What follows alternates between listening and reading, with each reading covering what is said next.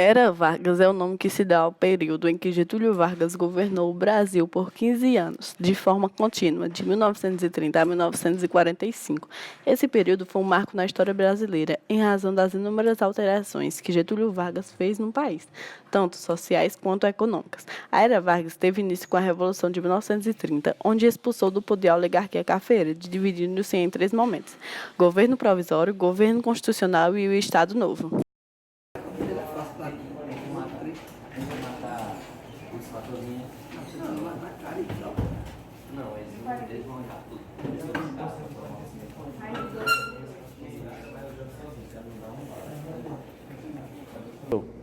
Bom dia. Bom dia. Vocês estão estudando sobre qual tema? A Era Vargas. Teria como vocês me ajudar? Sim. Eu vou fazer algumas perguntas para vocês, pode ser? Pode. Júlio Prestes foi deposto e fugiu junto com Aston Luiz, e o poder então foi passado para Getúlio Vargas, pondo fim à República Velha. Fale um pouco sobre esse acontecimento no Brasil. Bom, foi em março de 1930 que foram realizadas as eleições para presidente da República, e essa eleição que deu a vitória foi Júlio Prestes. Só que ele não tomou a posse, porque a Aliança Liberal ela recusou aceitar, porque descobriram que ocorreu fraude. Aí eles reuniram os estados aliados e planejaram uma revolta armada. Foi isso. Bom, Getúlio Vargas foi responsável por fazer novas leis. Quais foram elas e qual foi o principal acontecimento na política externa no Brasil? Ele constituiu a lei da carteira do trabalho, o salário mínimo, o descanso semanal remunerado e a justiça do trabalho. E a participação foi do Brasil na Segunda Guerra Mundial com os países do eixo aliado, contra os Estados Unidos. Bom, o governo provisório teve como objetivo reorganizar a vida política do país. Nesse período, o presidente Getúlio Vargas deu início a um tipo de processo. Que tipo de processo? Foi o processo de centralização do poder, que ele eliminou as legislações, que são as estadual, federal e a municipal. E diante dessa grande importância, os militares eles tiveram uma grande participação e na Revolução de 30. E os primeiros anos da Era Vargas foram marcados pelos tenentes, que foram os principais cargos do governo, e por essa razão foram designados representantes do governo para assumirem o controle dos estados. E com essa tal medida foi com a finalidade de anular a ação dos tenentes atuais e também de anular a influência política regional. Essa medida consolidou-se em clima de tensão entre as velhas oligarquias e os militares interventores. As ambições centralizadas de Vargas concentrou-se em São Paulo, onde há oligarquias locais sob o apelo de autonomia política em um discurso. Em um discurso regional, convocaram o povo paulistano a lutar contra o governo Getúlio Vargas, exigindo a realização de eleições para a elaboração de uma Assembleia Constituinte.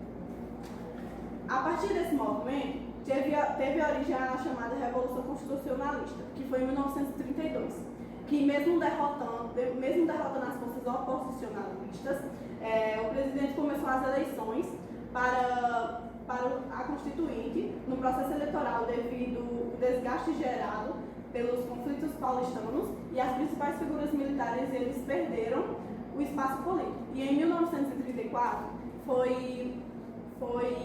aconteceu uma nova Constituinte.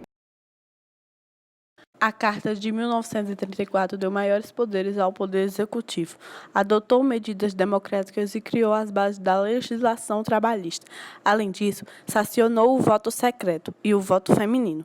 Por meio dessa revolução e o apoio da maioria do Congresso, Vargas garantiu mais um mandato, o Governo Constitucional, de 1934 a 1937.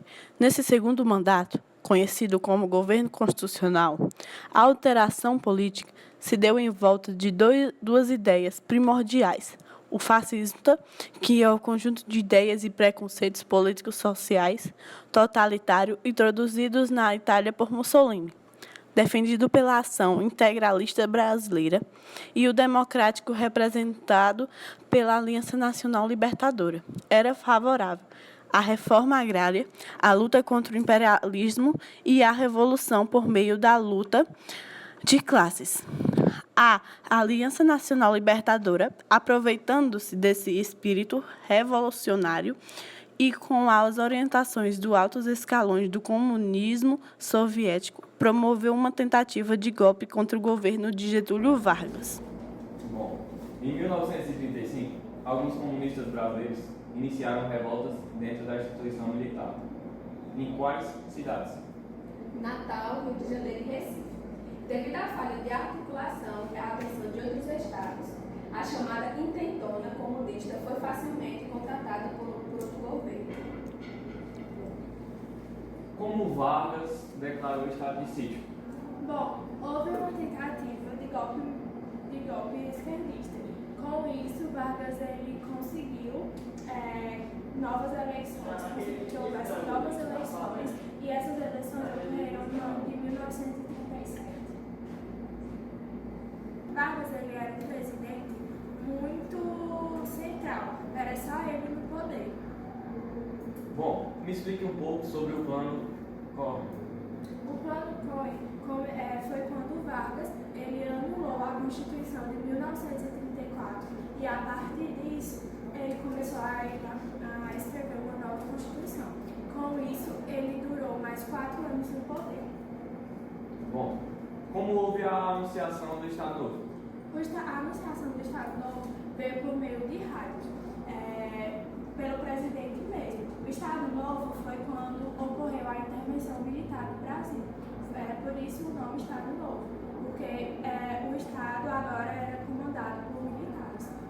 Bom, muito obrigado, vocês me ajudaram bastante. Não precisando. Tchau.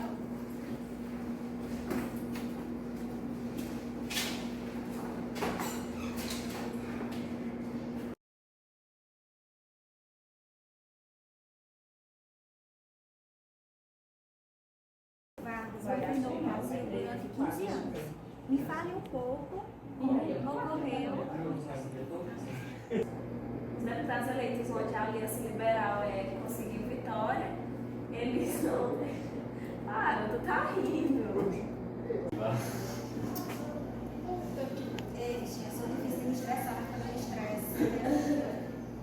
Não, é sério. Pode começar de novo?